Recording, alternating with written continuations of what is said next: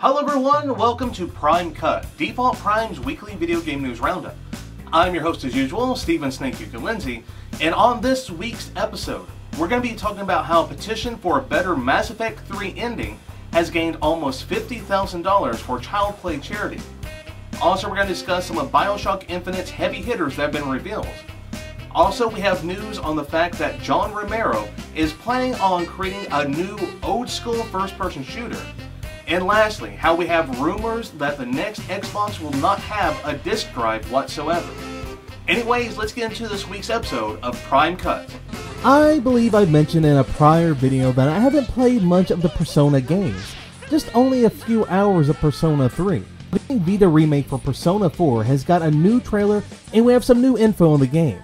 One of the new aspects that we've learned about is that the battle music will slightly be different depending on how you enter a battle. Attacking from behind an enemy will get the same old song for Persona 4, while attacking from any other directions will get the new song that's going to be in the Vita version. In other news in the game, there shall be more tests in the game, and one of those is a test which allows you to drive a moped, because everyone wants to go through another driver's test. Currently there's no release date on an American release, but it will be coming out in Japan on June 14th. Now, in case you haven't heard, certain people are really mad about the ending of Mass Effect 3. So mad that they've started a petition. Then again, this is the age of the internet, and that's nothing really new. Now, the group is very quick to inform us that they would like to dispel the perception that they are just angry or feel entitled, because they aren't. They simply wish to express their hope that there could be a different direction for the series that we have all grown to love. And to also dispel that, they have created a Child's Play fundraising group so that their disappointment with the ending has been put to raising almost $50,000 for Child's Play charity. So, charity comes from disappointment. Now, for my opinion on the Mass Effect 3 ending, I must say, yeah, the ending really wasn't all that great. Sure, it wasn't great, but it wasn't horrible or awful like these people are claiming it is either. My issue is more of the fact that the best ending requires you to play the multiplayer, which we were told originally we weren't needing to do. All of it could be done in the game, but that's not the case whatsoever. Wasn't there a petition involving that? Peter Molyneux, not to be confused with Lionhead's Peter Molyneux, is a parody Twitter account based around Molyneux's eccentric game ideas, some which never quite really work out. Now, Molyneux has been known to make, well, certain ideas for games that sound very interesting, but may not necessarily work out all that well. Here's a few that he sputtered recently. A first-person shooter war game, you control the teddy bear of a child who has just escaped a death camp. Help him find their mother using your witch. Imagine an endless survival horror game where you gain coins to spend on creative scares when sneaking into your friend's game. Just announced recently, there's a new game jam running soon, which involves creating a game involving one of Molyneux's pitches that he's done on his Twitter. Now, if you're interested in participating, you can sign up at the link provided down below. It'll be happening March 30th to April 1st in San Fran. But for those that aren't going to be in the area, they can sign up as well online. Recent reports are in that Obsidian has laid off around 20 to 30 people. Now, this round of layoffs has led to a cancellation of next-gen games, and their upcoming South Park RPG was also affected as well, though to what extent is currently unknown at this time. Now, those laid off vary from those that have just been there for a single day to those that have been around for much longer. We here at Default Prime send out our condolences to those that lost their jobs and wish you all the luck in your future endeavors. One of the issues that comes with re-releasing or remaking a game down the road is that if you have licensed music in the original game by bands, it's never as easy getting them the second time around. Owners of the songs change hands over years, so it becomes a long process to find the new owner, and those new owners aren't always open to giving out the song like the old person was. Current known groups that haven't got into Jet Set Radio's remake include Rob Zombie and Jurassic 5. Now, it's unknown if these songs won't appear at all, or if they're working hard to get the remaining songs, or if they'll simply be replaced by someone else. No matter what though, I can't wait to play Jet Set Radio again when it comes out this summer for XBLA, PSN, and also Steam. In a recent video installment by Irrational Games, they're showing off some of the heavy hitters in the game. Think of them like Big Daddies, but more varied. The first one that they showed off are the Mechanized Motorized Patriots, which are robot George Washingtons equipped with miniguns that want you dead like a redcoat. Next up is the Handyman, which is one character that we've seen in previous videos already. They are big, steampunk, cyborg-esque beings that also want you dead. Now, the truth behind why handymen change from being completely human to mostly robotic is one of those little secrets we'll have to wait till the final game is released for to find out. Also, stay tuned into Default Prime or Prime Cut, because Irrational Games are likely still having several other heavy hitters to reveal in the coming weeks. The biggest Kickstarter fundraiser in history has come to a close with $3,336,371 raised, which is 10 times what they're originally expecting to get for their game. That also means that Double Fine's game will be fully funded by we the people over some big name fancy publisher. And this means that Double Fine can have complete freedom over the decision, outside of us bugging them on their forum on how we don't like something. Now, I, for one, am excited to see what game they'll be coming up with, and also I'm happy I could help fund the game. Well, apparently this is the year of Resident Evil. We don't have just Resident Evil Operation Raccoon City, nor do we just have Resident Evil 6 as well. We now have Resident Evil Chronicles HD Collection to add to that list. Now, as you can probably tell from the video, this is going to be an HD remake of the two light gun shooters that appeared on the Wii, which were the Umbrella Chronicles and the Darkside Chronicles.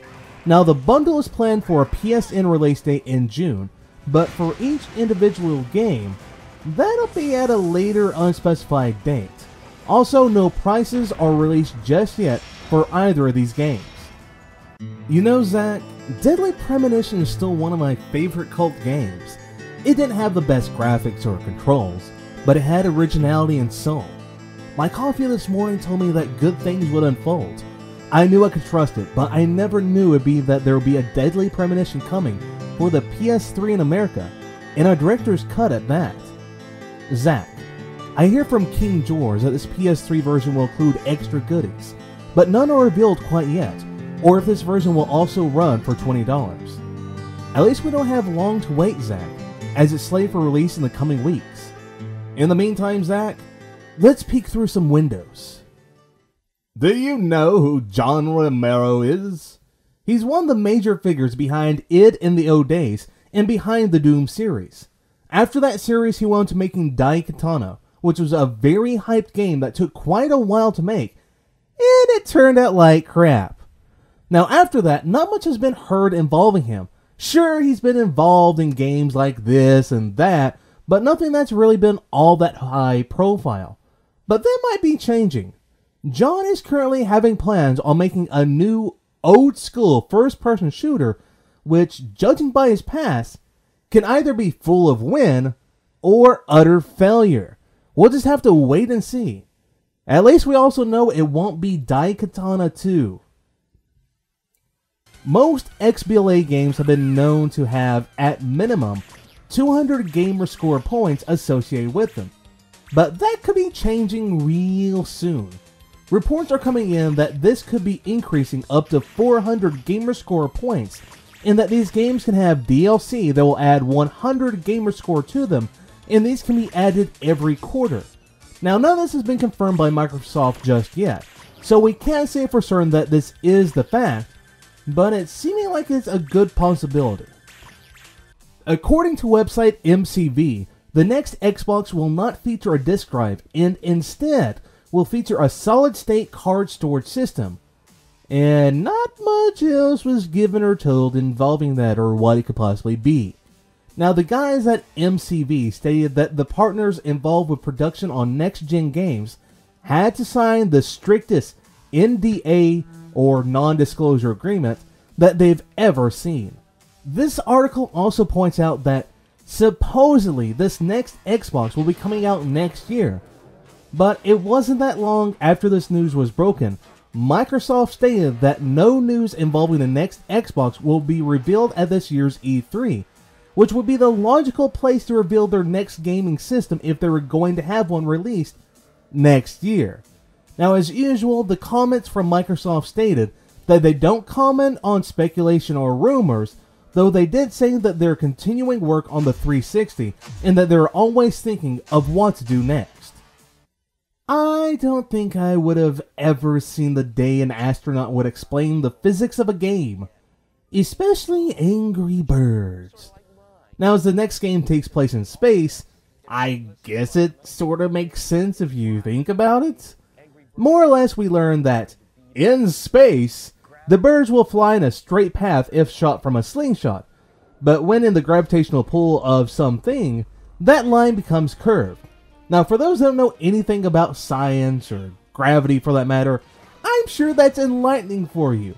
But for those that have some knowledge involving the effects of gravity on an object over time, this is one of those, well, nah, duh moments. But anyways, for those Angry Bird players out there, you can get the next installment in the series on March 22nd. After many lies, speculation, and Best Buys putting up signs that end up being untrue, we now know when Diablo 3 will be coming out. It's coming out on May 15th, and all of this was revealed just yesterday by Blizzard over on Battle.net, which is also where you can pre-order the game now. Per standards, the normal edition of the game will cost you 60 bones, while the collector's edition will cost you $100, and that includes the full game, a behind-the-scenes Blu-ray DVD 2-disc set, the Diablo 3 soundtrack, a 208-page Art of Diablo 3 book, and a 4GB USB Soulstone, which includes full versions of Diablo 2 and Diablo 2 Lords of Destruction, and corresponding Diablo Skull base, as well as an exclusive in-game content for Diablo 3, World of Warcraft, and StarCraft 2, Wings of Liberty. Now, with all of that news, it brings us to the end of this week's broadcast. Now, for more news involving the video game world, bookmark our website, defaultprime.com, and to be up to date on our weekly roundups and reviews and previews, subscribe to us here. And as I always say till I figure out a better catchphrase, till next time, gamers.